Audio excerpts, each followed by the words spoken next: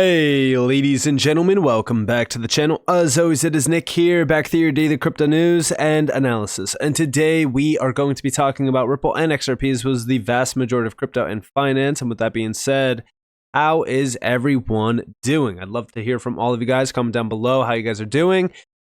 We have been watching the revolution in real time. And I know that kind of sounds crazy to say because, everyone is crying, everyone is complaining. But at the end of the day, those that are sitting here that are not complaining are the ones that are mature in the room. They're the adults that actually see the value of holding things like XRP, where you have companies like Ripple that are pioneering the XRP Ledger because of the efficiencies behind it.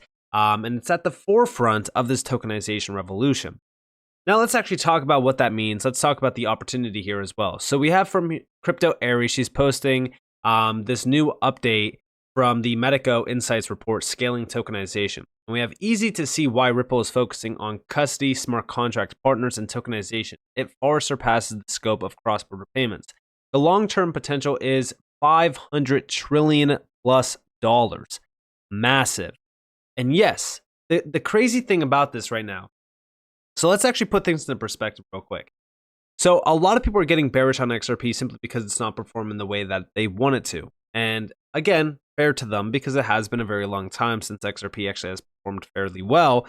But the thing that I'm really focused on is the overall spotlight that is now being put on the XRP Ledger to have a lot more use cases and utility added to it, more so around smart contracts, the amendments that are also going to open a ton of doors for liquidity to improve. There's a lot going on that, just if I'm going to be completely honest with you guys, majority of the people don't realize how big these endeavors on the XRP Ledger will be because they don't actually understand the technology and what needs to be put in place in order for things to actually be realized in. For example, right, the clawback. You guys remember when the clawback amendment got first introduced to the XRP Ledger and we had all that FUD and the negativity around it all over X? Yeah, it's comical. When you go back to Franklin Templeton and specifically why they chose Stellar for tokenization endeavors, the clawback feature was the number one thing that they hinted at. Why?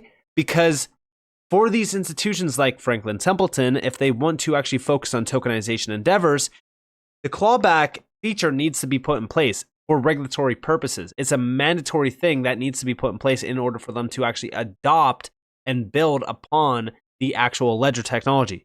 So when we look at the technology and when we look at these amendments, they are crucial pieces that are pillars that are going to build the foundation for the XRP Ledger to actually be adopted by institutions for specific use cases that they can build out on it. But regardless, here we have defining industry standards, scaling tokenization, and building interoperability in the primary and secondary markets. And we have the executive summary over here. So I don't want to read the entire thing and waste your guys' time. But we have tokenization enables the creation of digital representations for financial or real-world assets on blockchains or distributed ledgers, offering transparency, liquidity, and accessibility. While not a new phenomenon, it has gained renewed interest in the last couple of years with significant traction in institutional financial services. This is primarily due to the potential to improve primary and secondary markets by unlocking trapped liquidity, enhancing compliance, and reducing costs through efficiency gains brought by standardization, automation, and disintermediation. And then at the bottom there, right?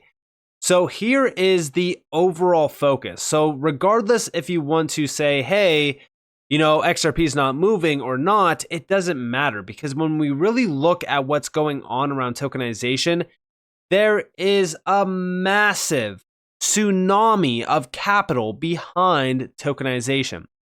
The value of US Treasury assets on public blockchains has surpassed $650 million recently and continues to grow at a healthy clip. In the near term, tokenization of financial and real-world assets is projected to reach up to $5 trillion by 2030. With notable growth in private markets and the repo, securities financing, and collateral markets, ultimately the long-term potential value of assets to be tokenized is massive. From the $250 trillion global capital markets to $300 trillion plus global real estate market. And by the way, what's crazy about this is this doesn't even put into perspective derivatives and things like that, which are massive. I mean, at the end of the day, nobody really understands how much money is behind tokenization because there's still a ton of these, hidden areas where you have, for example, hidden debt markets that are in the hundreds of trillions. There's a lot of money out there that we're still kind of finding. It's almost, it's in like a dark alley somewhere that we have to find. But there is so much money, and tokenization, you're going to start to see it all on chain. Things are starting to move rapidly. Whether or not you want to realize that, it doesn't matter. There was a recent interview, or I think it was a conference more so, where you had the CEO of Arcix say that there's going to be $30 to $50 trillion on the XRP Ledger trading by the end of 2025. Now, we don't know if that's going to be realistic. We don't know if that's going to happen, but it shows you that these players that are behind the tokenization revolution, they realize the efficiencies that the XRP Ledger does boast and has for tokenization to be realized in. But beyond that, right, we know that currently speaking, every institution is focused on tokenization. The crazier part about all of this is how much money is tied behind tokenization, and the market cap of crypto currently is $2.3 trillion. If you think about that, that is nearly a 50x to just $100 trillion. And we're talking about a $500 trillion opportunity here. And beyond that, we know that the World Economic Forum even said almost $1 quadrillion. So think about how early we still technically are in crypto, while people are still complaining about how their altcoin isn't moving in a specific fashion because meme coins are doing this and that coin's doing this. There is still a massive opportunity in this space. And also remember, right, like we're still talking about how there's $2.3 trillion tied to crypto and how in the future there could be a lot more money here. I mean, we know that the custody market around tokenization is projected to be $10 trillion. Imagine how much money is going to be on chain and how big this market will be at that time. And think about what projects are still going to be around after 99% of the market goes to zero. This was from November of 2019, where Brad Garlinghouse said that 99% of cryptocurrencies will probably go to zero. And what he was hinting at is a dot-com bubble burst like effect where regulations come into place and 99% of the market goes to zero. When we look at the 7-day gainers right now in this market, I mean, meme coins are shining, but they're shining now. If regulations were to come into effect tomorrow, how many of these meme coins would still be here? The answer is probably none. At the end of the day, yeah, I think that once regulations are here, once tokenization is red hot, once we have a lot of that mass adoption, the sky is the limit for a lot of these utility projects, including XRP. In the short term, do I still think that XRP will perform greatly? 100%. But regardless of that, the greatest wealth will be made by holding some of these assets into the utility-driven bull run. Now, are we a year, 2, 3, 4, 5 away from that? We don't know. But we know that it's coming. We know that that's going to happen because every single institution right now is talking about it. Recently, if we go all the way back to March of 2021, and even recently we have over here, Monica Long, the president of Ripple, was talking about tokenization on the XRP Ledger. She said, tokenization has always been a key feature of the XRP Ledger with over 5,400 plus issued tokens since inception. CBDCs will live on new private ledgers that run parallel to the XRP Ledger using XRP as a bridge to interoperate with other currencies, no more walled garden. Then, just recently, back in the middle of February, we have, as we integrate custody more deeply into Ripple's products, we see clear synergies with standard custody to complement our payments and custody offerings, all in service of being a one-stop shop to move, convert, and store value with blockchain and crypto. When we really look at what's going on here, and going back to what Crypto Ari was saying over here, where she was talking about how Ripple is focused on custody, smart contract, things like that, all of those pieces are all focused on Ripple becoming that one-stop shop.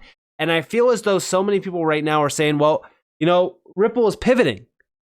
Ripple has pivoted away from payments. That's not the case. when we're looking at tokenization and when we're looking at Ripple's full focus here, they want to become that one-stop shop, and payments are still going to be a focus point under that one-stop shop. But also tokenization, guess what? You still need a market for tokenization.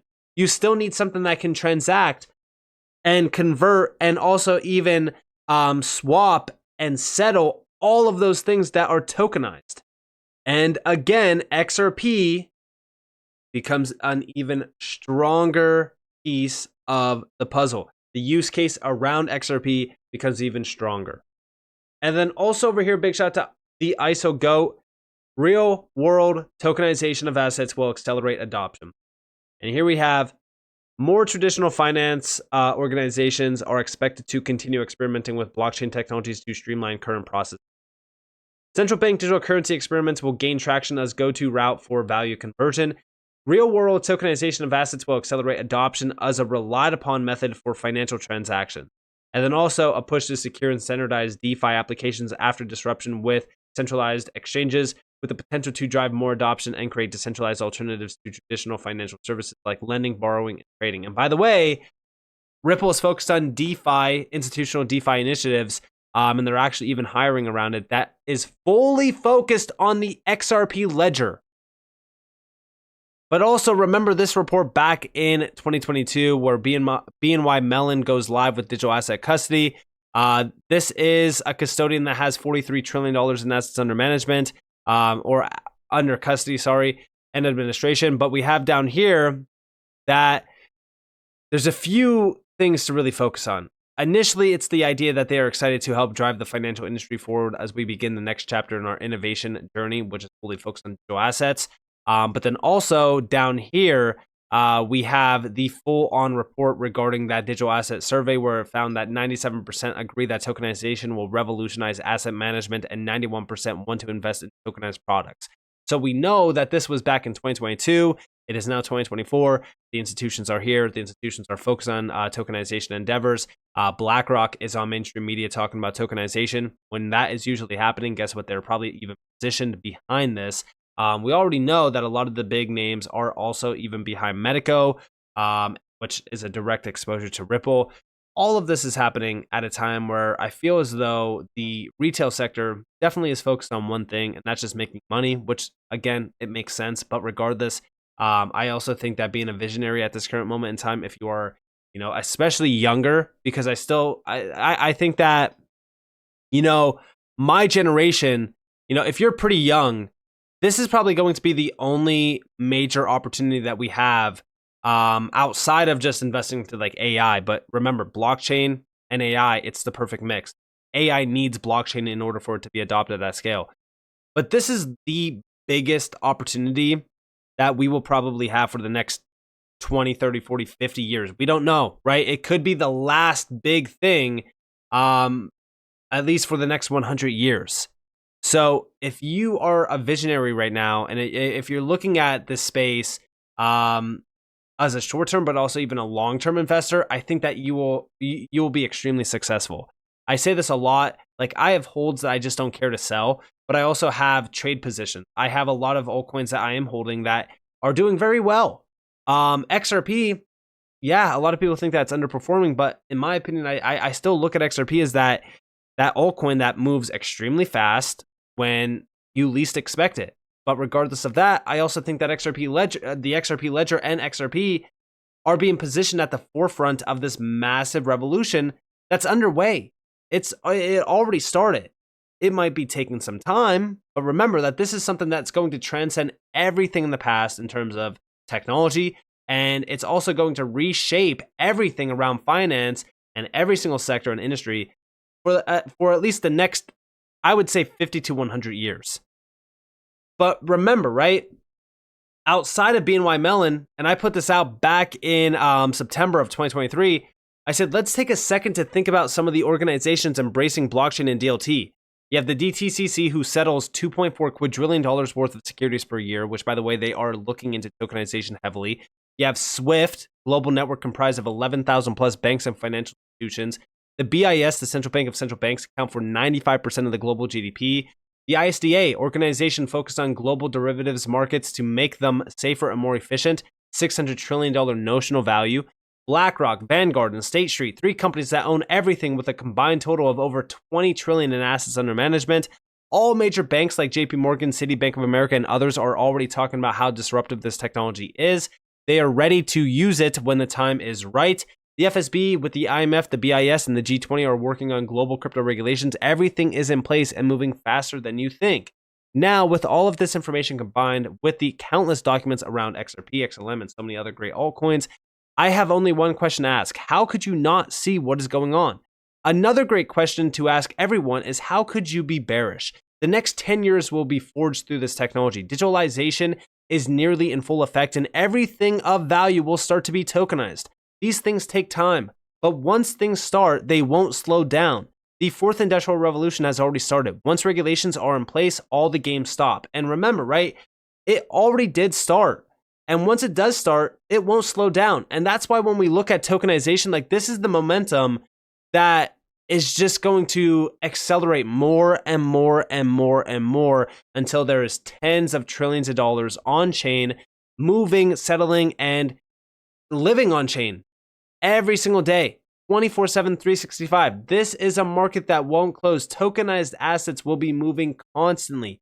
You're going to need those markets in this space that are going to be settling all of that money. Now, is it just going to be XRP? No. The ridiculous statement of XRP moving all of the money needs to stop now. When we look at XRP, it's not going to move all the money. But I do think that even just a small percentage, even if it was just 1%, XRP would still be extremely valuable. So again, we don't need all of the money. We don't need this, that, whatever the case may be. We just need small percentages. Guys, there is so much money out there. Even if we're talking about just $500 trillion, that is a massive amount, especially in a market that's global market cap is $2.3 trillion.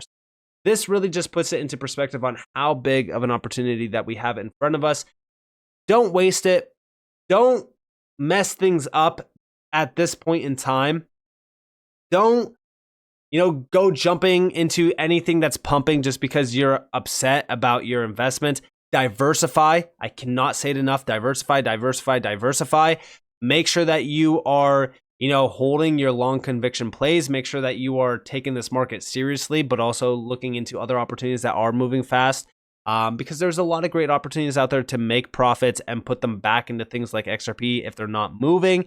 But make sure that you are also focused up. Make sure that you are locked in on what actually matters here. This is definitely one of the largest revolutions that we will ever see, especially in my lifetime, I personally believe. But with that being said, I hope that you guys enjoyed this video. If you guys definitely leave a like, subscribe, turn notifications on because more free content. You guys are more than welcome to follow me on Twitter and join for Discord below. And with that being said, guys, it's been Nick. Thanks for watching. Peace out.